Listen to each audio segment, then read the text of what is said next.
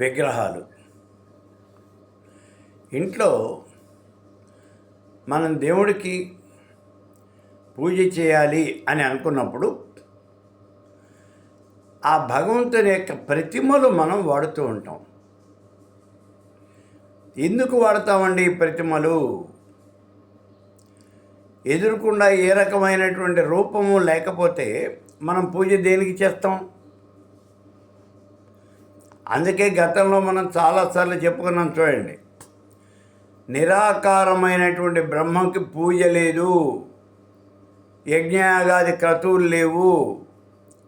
ఎందుకని లేవు? దానికి ఓ నామం లేదు, ఓ రూపం లేదు. నామరూపాలు లేనటువంటి బ్రహ్మకి ఏ రకంగా పూజలు చేస్తాం మనం? కాబట్టి నిరాకారానికి పూజలు, అర్చనలు, యజ్ఞయాగాదులు, జపతపాదులు ఇట్లాంటివే ఉండవు. అందుకే నిరాకార బ్రహ్మను గురించి తెలుసుకోవటమే మనం చేయవలసింది. అదే సాకార బ్రహ్మకు ఇప్పుడు మనం చెప్పేవన్నీ ఉన్నాయి.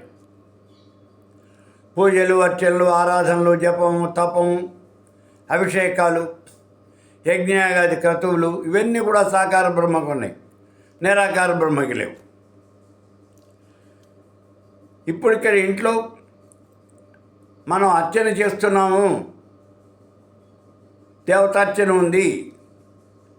దేవతార్చన అంటే అది ప్రత్యేకం. మళ్ళీ దేవతార్చన అంటే అందులో 5 ఉంటాయి. ఏమిటివి? ఆదిత్యం, అంబికం, గణనాథం, విష్ణు, శివం. 5 ఉంటాయి. 5 ఉంటేనే దాన్ని దేవతార్చన అంటారు, లేకపోతే అనరు. ఈ దేవతార్చన ఇంట్లో మనం చేస్తున్నాం.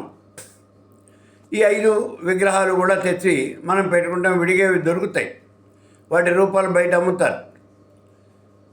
మీరు కాశీ లాంటి ప్రదేశాల్లో దేవతార్చన కావాలి అంటే వాళ్ళ చెట్టు తీసి ఇచ్చేస్తారు. మీరు అక్కడ చూడవలసిందల్లా దాని యొక్క సైజు ఎంత ఉంటుంది, ఎంత ఉండాలి అనేది చూసుకోవటమే.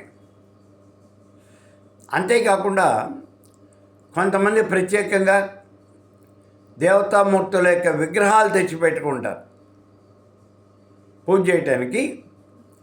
దేవతామూర్తుల యొక్క విగ్రహాలు, ఆ విగ్రహాలు తెచ్చిపెట్టుకుంటారు. ఈ విగ్రహాలు దేంతో తయారు చేస్తారండి? మట్టితో కానీ, రాతితో కానీ, లోహాలతో కానీ, చెక్కతో కానీ ఈ విగ్రహాలు తయారు చేయడం జరుగుతుంది.